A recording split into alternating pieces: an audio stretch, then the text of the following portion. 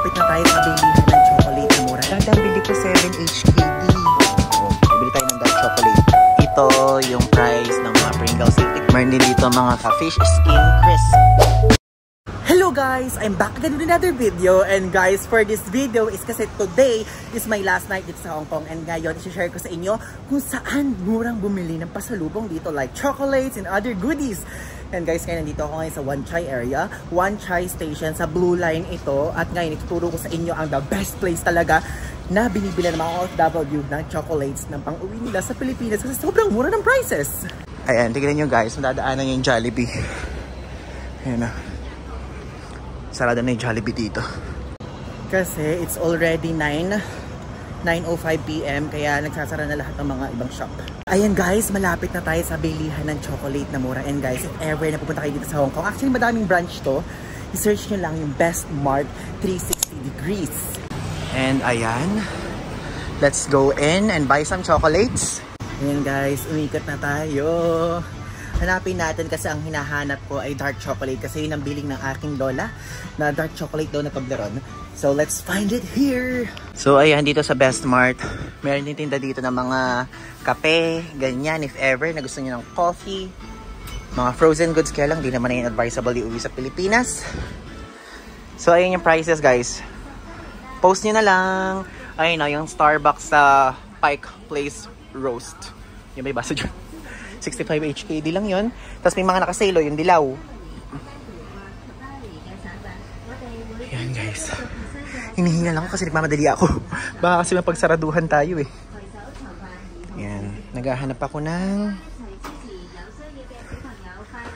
ano, yung Toblerone. Ba't parang ala ako makita? Saan yung mga chocolates? Chocolates pa naman hinahanap ko. Baka dito. Excuse me, where's your chocolates? Chocolates? Toblerone? Like that? Oh, here. Thank you, sorry.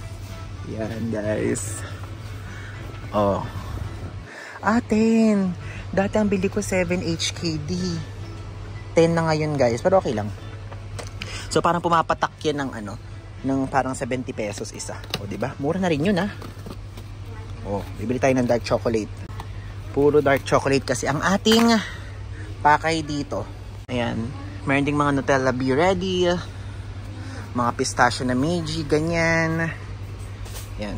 M&M's. KitKat. KitKat Green Tea.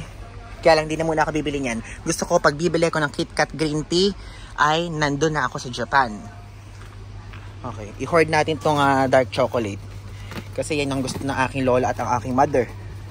Ilan to? 4 plus 3 equals 7. I-8 na nating sakto. Ayan, 8. Ayan o. Meron din dito mga fish skin crisp. Ayan.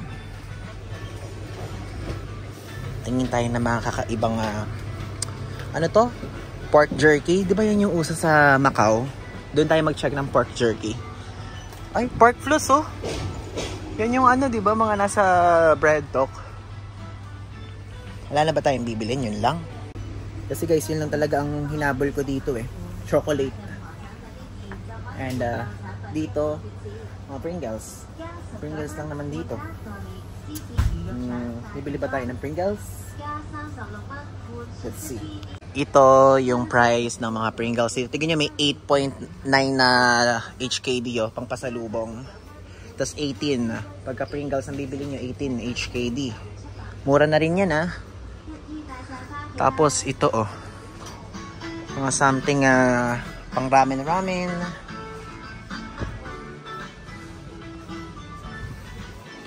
Gatas. May paano ba kayo maggatas? Ayan. Teka, wag dyan. Hindi naman kayo mag-uwi for sure ng mga ganyan. Uy! Eden!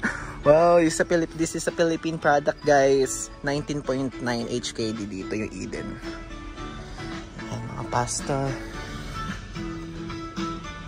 Ito mga spam. Ito yung presyo dito sa Hong Kong. Convert nyo na lang. Ayan. Ayan guys, yung price Ito naman yung mga tuna, mga sardines, mga seaweed ba yun? Ayan, 12 HKD yung price, 29 HKD. Ayan, may 8 oh. Mura, sardinas na ano oh, 8 HKD. Yan ang pinakamura so far na nakita kong sardines. Ito mga oats. If ever na oats ang gusto nyo bilhin, quinoa babasa dyan, yung mga nagda-diet. Ayan, organic flax seeds. Yun yung mga yan. Then dito, hindi ko alam kung ano to, guys. Hindi ko alam kung ano yan. Ayan. Honey Nutella, ayan na, 29 HKD Nutella. Hindi naman kasi ako mahilig sa Nutella. Kung mag-uuwi ako niyan, masasayang lang. Nasasayang lang sa akin yung ganyan, guys, eh. Sa amin. Oh. Ayan, oh. Mga ano to? Coconut yogurt. Ah, parang coconut yogurt yung kinain ko dun sa Thailand na free dun sa tour ko. Ito. Pocari Sweat? Pocari Sweat? Grabe, parang nakaka-curious to.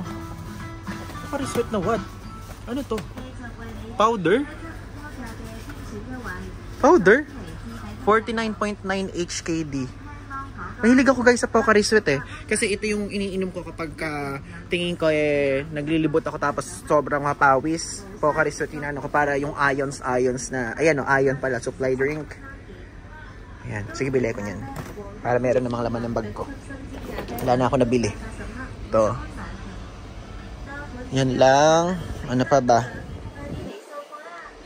Twinings. Ewan ko kung nabasa dyan. Ayan. Kape.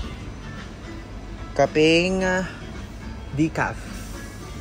Walang decaf. Wala silang decaf. Gold. Walang decaf. Decaf kasi yung gusto ng aking mga magulang. Walang green. Ang alam ko decaf green eh. Ayan, alam decaf. Pasensya na mga parents, alam decaf. Pero ayan yung price, post it na lang. Ayan. Nescafe ang mura nyo, 45 HKD. Oh. Ito yung iniuwi ko noon, naaalala ko, yung pinasalubong ko guys. Kasi kamura niya. Nakasale pa ngayon, no? 68 HKD yung ganyan. Mura na yan. Itong cashew, 68 HKD din. Mask, di naman na tayo nagmamask. Wala na ba? Wala naman akong bibilin. Sige, last ikot tayo. Ayan.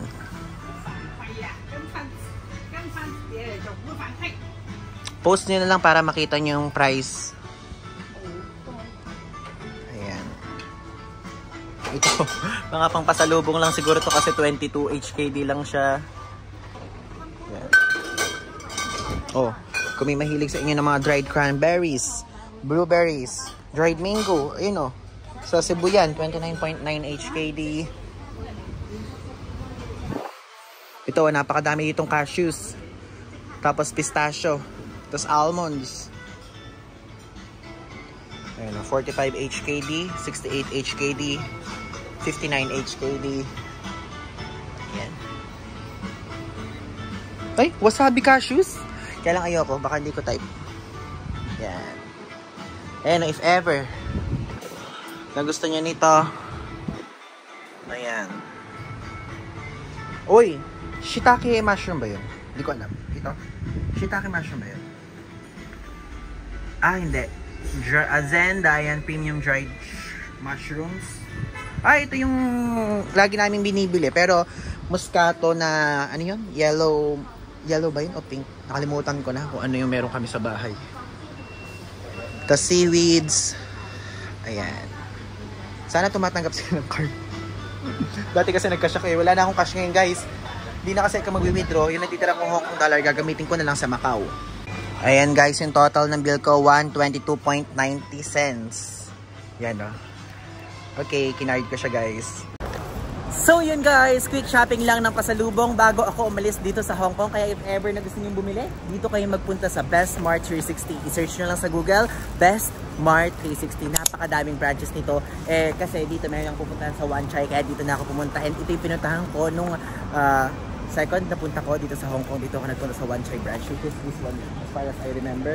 Kaya yun guys, abangan nyo pa ang aking last video kasi yun ang aking last video dito sa travel series ko dito sa Hong Kong. And yan, maraming salamat sa panonood. Like, comment, and subscribe. Yun lang. Thanks!